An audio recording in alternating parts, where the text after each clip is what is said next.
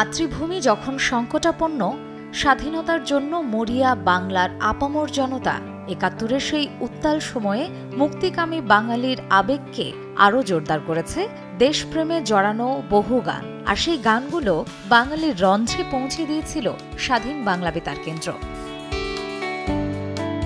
বাংলাদেশের মুক্তিযুদ্ধকে কেন্দ্র করে এত প্রেরণামূলক গান রচিত হয়েছে যা বিশ্বে বিরল। সে সময়ে ওই গানগুলোই ছিল জনজাগরণের মূল হাতিয়ার শক্তি। যুদ্ধের সময়ে প্রতিদিন মানুষ অধীর আগ্রহে স্বাধীন বাংলা বেতার কেন্দ্রের অনুষ্ঠান শোনার জন্য অপেক্ষা করত। স্বাধীন বাংলা বেতার কেন্দ্রের অধিবেশনের শুরু ও শেষ হতো জয় বাংলা বাংলার জয় গানটি দিয়ে। দেশবরেণ্য সঙ্গীত শিল্পী শাহনাজ রহমতুল্লাহর কণ্ঠে এই গানটি স্বাধীন বাংলা বেতার কেন্দ্রের সেরা গান। গানটি মুক্তিযুদ্ধের পুরো ৯টা মাস মানুষকে উদ্বুদ্ধ করেছে। এ যেন শুধু গান নয়, একটি যুদ্ধ, একটি স্বপ্ন, এক পরম বাস্তবতা, যেখানে দেশের সব চাওয়ার কথা, মুক্তির স্বপ্নের কথা বলা হয়েছে। মুক্তিযুদ্ধের চেতনাকে স্পষ্ট করে দেয় যে গানটি, তা হল পূর্ব দিগন্তে সূর্য উঠেছে রক্তলাল রক্তলাল রক্তলাল। যুদ্ধ চলাকালে স্বাধীন বাংলা বেতার কেন্দ্রে বসে রচিত এবং প্রচারিত হওয়া এই গানটির কথা, সুর এবং গায়কী সে সময়ে লাখো লাখো মুক্তিযোদ্ধার কাছে সংগ্রামী সঙ্গীত তথা যুদ্ধের মন্ত্র হিসেবে কাজ করেছে। কেন বাঙালিরা মুক্তির জন্য এত উন্মাদ হয়ে গিয়েছিল? এ প্রশ্নের জবাব দেয় যে গান মোরা একটি ফুলকে বাঁচাবো বলে যুদ্ধ করি। গানটি শুনলে আজও রক্তে শিহরণ দোলা দেয়। কালজয়ী শিল্পী আব্দুল জব্বারের দীপ্ত কণ্ঠে গাওয়া এই গানটি স্বাধীন বাংলা বেতার কেন্দ্রে প্রচারিত হওয়ার পর পুরো কলকাতায় এ গানের ব্যানার ছড়িয়ে পড়েছিল। যুদ্ধ চলাকালে এই গানটি কেবল স্বাধীন বাংলা বেতার নয়, পথে ঘাটে রাস্তায় রাস্তায় দলে দলে গেয়ে মুক্তিযুদ্ধের পক্ষে জনমত তৈরি করতে সক্ষম হয়েছিল মুক্তিকামী জনতা। জাতিকে এক করার জন্য, একই মূল মন্ত্রে উজ্জীবিত করার জন্য তখন প্রয়োজন ছিল গণসঙ্গীত। যুদ্ধ তখন মাঝপথে। ৭১-এর জুনের শেষ দিকে গীতিকার ও সুরকার আপেল মাহমুদ সৃষ্টি করলেন গণজাগরণের গান তীরহারা এই ঢেউয়ের সাগর পাড়ি দেবরে।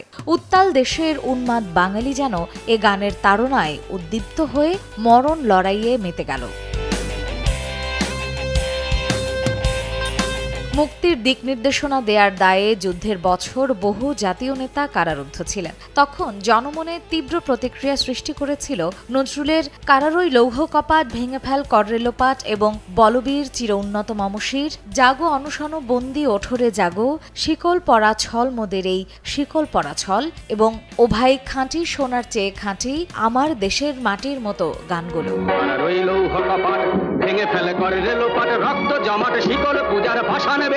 এছাড়াও তৎকালীন স্বাধীন বাংলা বেতার কেন্দ্রের গানগুলোর মধ্যে কয়েকটির কথা না বললেই নয়। জনতার সংগ্রাম চলবেই, সোনা সোনা সোনা লোকে বলে সোনা, সালাম সালাম হাজার সালাম, নোঙ্গর তোলো তোলো সময় যে হলো হলো, অনেক রক্ত দিয়েছি আমরা, সোনায় মোড়ানো বাংলা মোদের শ্মশান করলো কে, এক সাগর রক্তের বিনিময়ে বিচারপতি তোমার বিচার করবে যারা, বাঁধ ভেঙে দাও ওরা আমার মুখের ভাষা কাইড়া নিতে চায়, ডিম পারে হাসে খায় বাগ ডাসে, পলাশ ঢাকা কোকিল ডাকা আমার এ দেশ ভাইরে।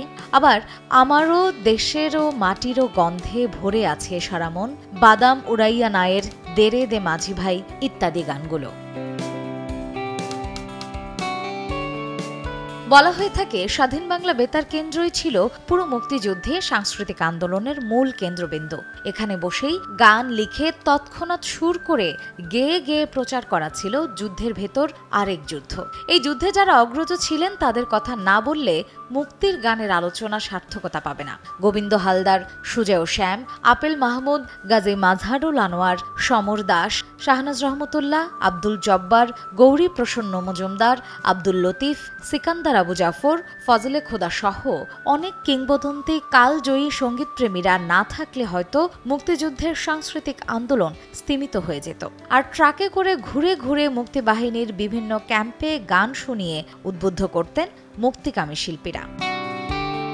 শুধু স্বাধীন বাংলা বেতার কেন্দ্র থেকে প্রচারিত সব গানই মুক্তিযুদ্ধের গান হিসেবে বিবেচিত নয়, বরং এগুলোকে মুক্তিযুদ্ধের প্রস্তুতি পর্ব থেকেই ধরা যেতে পারে। মুক্তিযুদ্ধের চেতনাকে সম্প্রসারিত করেছিল গণসংগীত। যুদ্ধ পরবর্তী সময়েও ধ্বংসযজ্ঞের স্বাক্ষর রাখতে বহু গান রচিত হয়, যেমন সবকটা জানালা খুলে দাও না, মুক্তির মন্দির সোপানতলে কত প্রাণ হলো বলিদান, বিজয় নিশান উড়ছে ওই, এক সাগর রক্তের বিনিময়ে বাংলার স্বাধীনতা আনলে যারা, সালাম সালাম হাজার সালাম, সকল শহীদ স্মরণের মতো গানগুলো আজও আবেগপ্রবণ বাঙালিকে স্মৃতির মিনারে নিয়ে যায়। মার্জিয়া শ্রেয়া, সময় সংবাদ, ঢাকা।